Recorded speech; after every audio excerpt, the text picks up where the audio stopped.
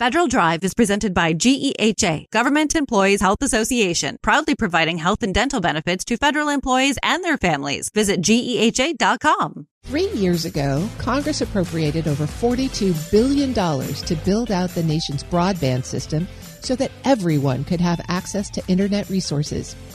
It hasn't happened yet. But in mid-June, the Commerce Department announced it was revamping the Broadband Equity, Access, and Deployment, or BEAD program, to focus on outcomes and not process, and finally get the money flowing to projects. Here with insight on what that means for citizens and network providers is the CEO of the trade group U.S. Telecom, Jonathan Spalter. Jonathan, thank you so much for joining me. It's a real pleasure to be here. U.S. Telecom has a whole puzzle of things that you're dealing with right now. I thought we might start first with the Broadband Equity, Access, and Deployment Program, BEAD. How are you addressing this program that's really focused on closing the digital divide across the country? It is an extraordinary moment where we are on the precipice as a nation, both industry, the broadband sector, working hand in glove with government to deploy $42.5 billion to ensure that we can provide the best possible broadband options to millions of Americans that still are not served in communities around the country, particularly in rural communities where getting broadband has been hard. You know, it's been 3.5 years now that we've been ramped up and ready to go to start deploying this broadband, but our partners in the federal government have been going very, very slowly. We hope that we're going to be able to begin to dig the trenches, pull the fiber, and get the broadband out. It's an extremely important necessity for communities. And we believe that particularly fiber broadband, the kind of broadband that many of our members at U.S. Telecom provide, is the kind of quality, scalability, and fast option that Americans really need in order to become part of our innovation economy of the future. What are the biggest hurdles that you're facing from the government? Is it regulation? Is it permitting? Is it some part of all of that? Well, it's been simply, I think, a overemphasis on process rather than outcomes.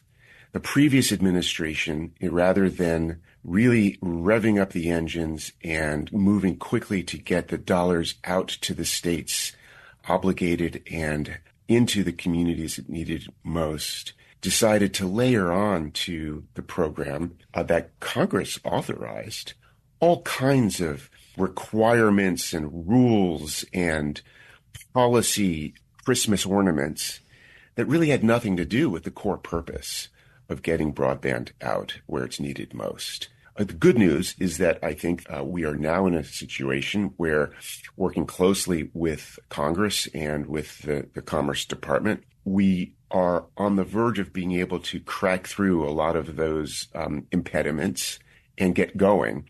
We've been urging the Commerce Department to not delay any further. Look, it's almost the middle of summer. We have a very small build window in many states where if it's too cold or snow cover or ice, make it more difficult to get the broadband where it needs to go. So speed is of the essence.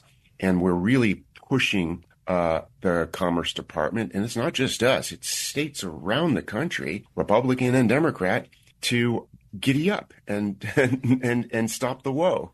So is Commerce listening? Are they making those kinds of changes that you're suggesting?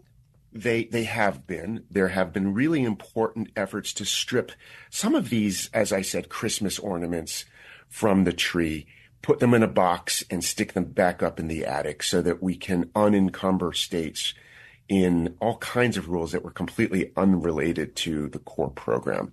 The Commerce Department has, however, added more time to our hopes of getting the broadband out.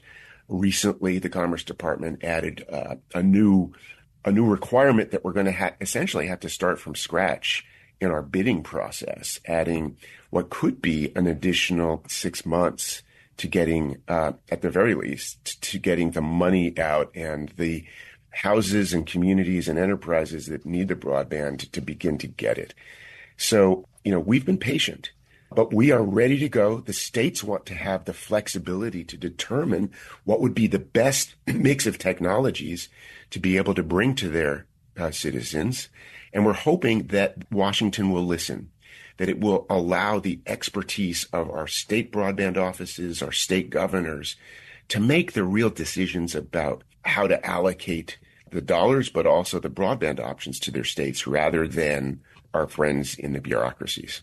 I'm speaking with Jonathan Spalter. He's president and CEO of the trade group U.S. Telecom. Well, even if all of those things happen, it sounds like you're still 6 to 8 months, maybe a year away from the green flag to go. Yes, that is about right. We are right now, all of the states have been tasked with rebidding the proposals. It's a big process. That's a huge Gordian knot that you have to cut through.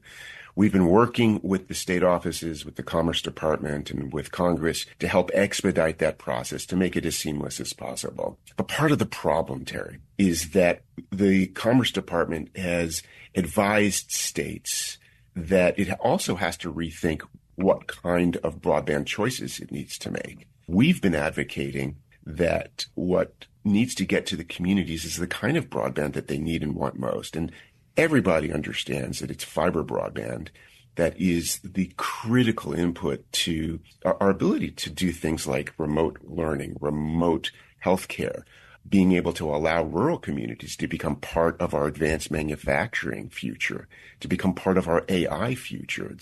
We need to have other types of technologies like fixed wireless, satellite, but we can't say to our rural citizens that Washington will decide for them what would be the best technology option. And we also think that it's not always the best choice to say it has to be the cheapest option. Cheap is a very fungible word. Over time, we know that fiber is the most cost-effective option because it lasts longest. The life cycle for fiber is 30 years. For something like satellite, it's actually, you have to replace those satellites every 5 to 7 years. So, we need to be rational. We need to have a common sense approach, and we need to move aggressively in getting the right kind of broadband options to ensure that we will be able to be globally competitive and all connected. The good news is this week, the Commerce Department sent out new guidance. In fact, just yesterday, that where it said, it's going to be now important for fiber options to actually have pride of place in the program. We're conveying that to all of the states, and we're ready to go. We're ready to actually get much needed broadband to the last Americans that still don't have it. That last tactical mile, as we used to say, is always the hardest part to finally deliver. Absolutely. It's exactly right. So as you're thinking about the BEAD program, and you mentioned $42 billion for it, there's another funding source that I know you're trying to integrate here, and that's the Universal Service Fund. Could you explain to us how those two pieces work together to deliver this kind of comprehensive broadband solution? The Universal Service Fund was a national commitment that we made as a nation a generation ago to ensure that nobody in America will be left behind when it comes to our being able to have basic communications. At the time, it was the telephone, voice service.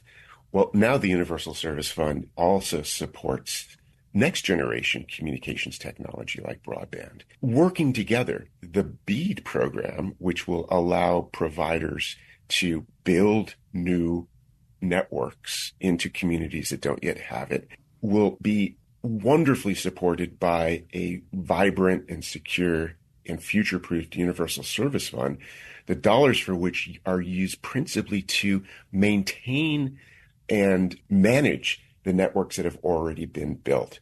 So those two programs really do work synergistically together. But the tough news is that the Universal Service Fund has been under assault.